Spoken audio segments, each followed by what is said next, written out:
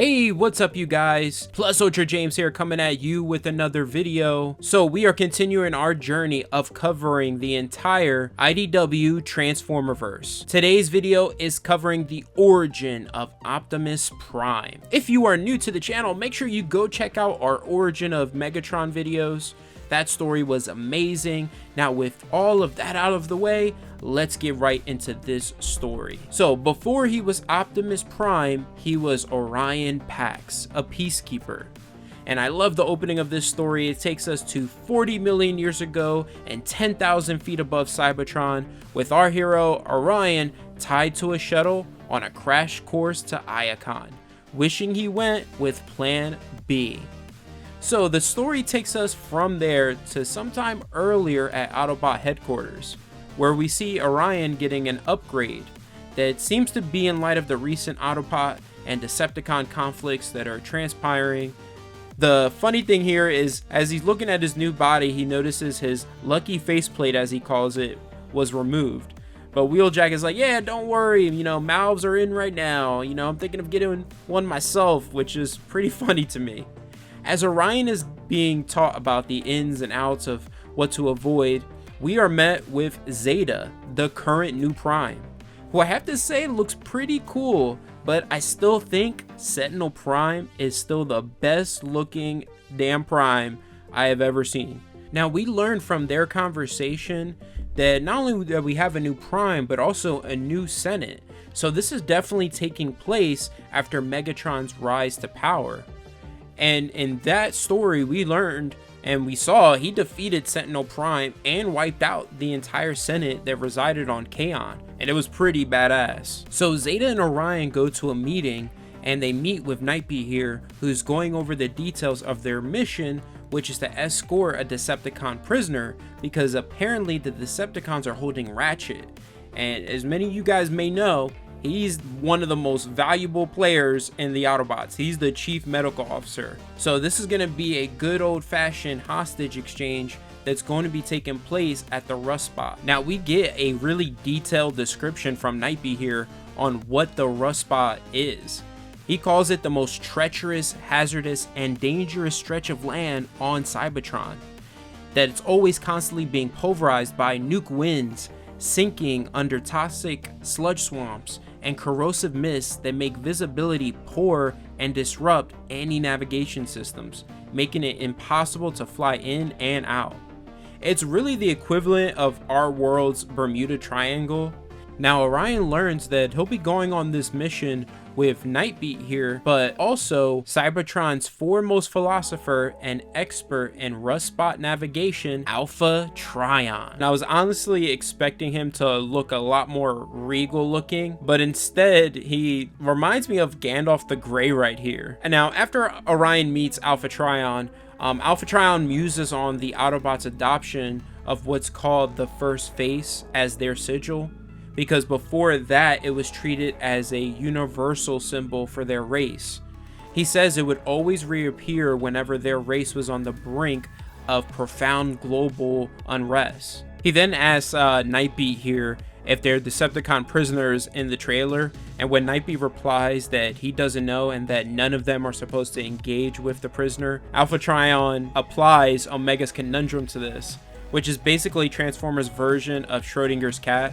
Basically saying that how are they supposed to know the prisoner's in there or not unless they check. Sometime later into the Rust Spot, Orion inquires on how Alpha Trion knows so much about the Rust Spot, and Alpha Trion reveals to him that he explored the planet with Metroplex, one of the Titans, that they both explored every inch of Cybertron.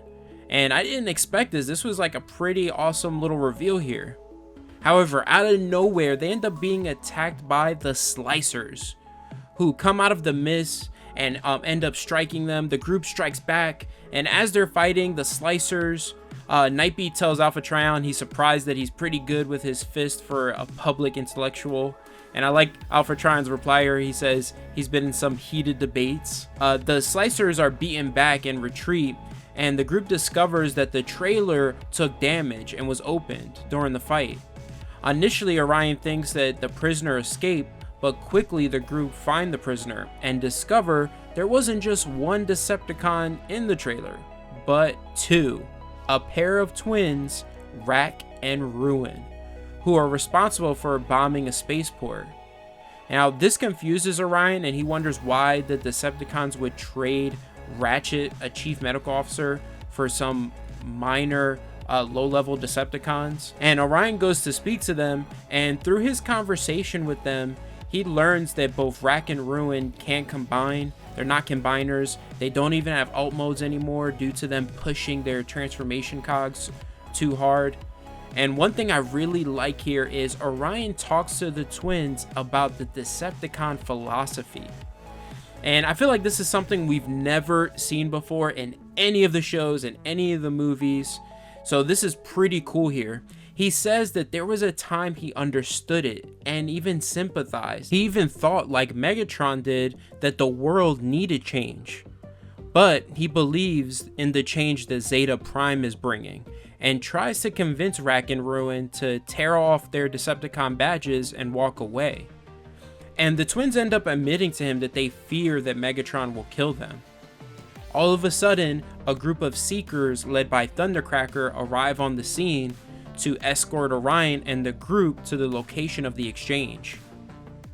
When we get to the location of the exchange, we end up meeting Bludgeon.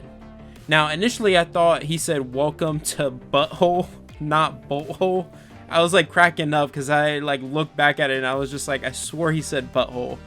But anyways, we learn here this whole hostage exchange was actually a ploy by Bludgeon. And it was in order to achieve their true goal of capturing Alpha Trion, so that he may lead them to Metroplex, who Megatron believes has dimension transcending abilities that they can use to create a space bridge so they can traverse the galaxy on foot in order to spread the Decepticon influence to every planet within reach. This is like pretty crazy to me. I didn't know any of this, so like reading this I was just like, what? Metroplex has his ability? What? This is Megatron's true goal? This is just all crazy to me reading this. When Orion demands to speak with Megatron, Bludgeon says he's busy and that Megatron talks about Orion sometimes when he's tired. And when Orion asks what Megatron says, Bludgeon replies that it would make both of them uncomfortable. So this lets us know right here that Orion and Megatron know each other. We just don't know how they know each other just yet. Bludgeon lets the others go free on Megatron's order, but Orion poses a Mega's conundrum to Bludgeon with the twist. You know, he tells him that sometimes a box can be both empty and full. Orion then triggers the release of concealed weapons from within his trailer.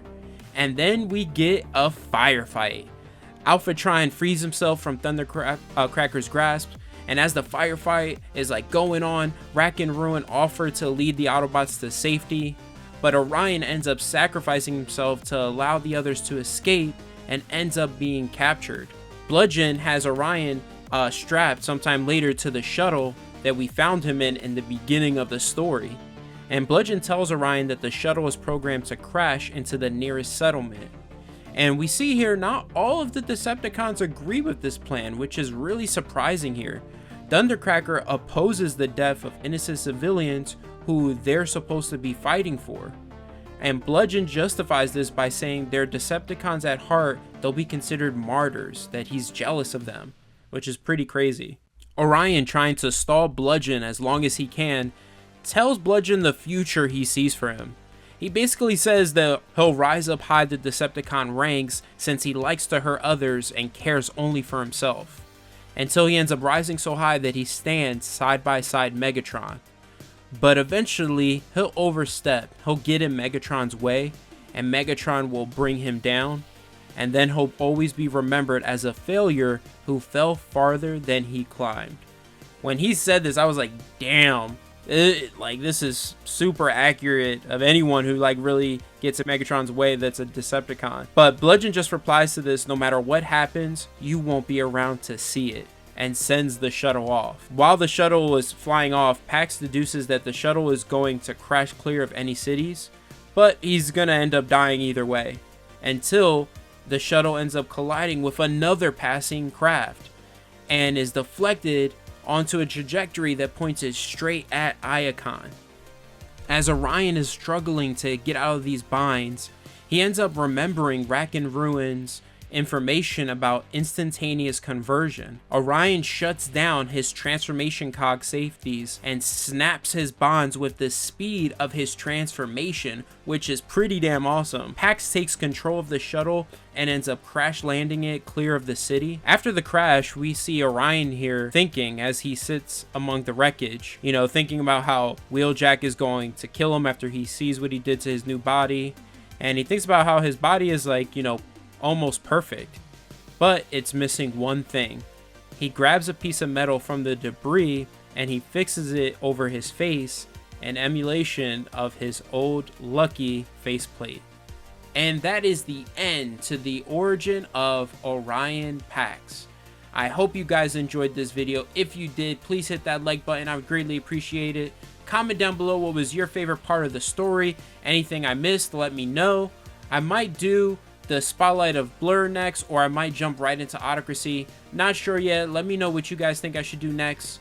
And subscribe to the channel if you haven't already. Other than that, have an awesome day. Take care. And always remember every day to go beyond.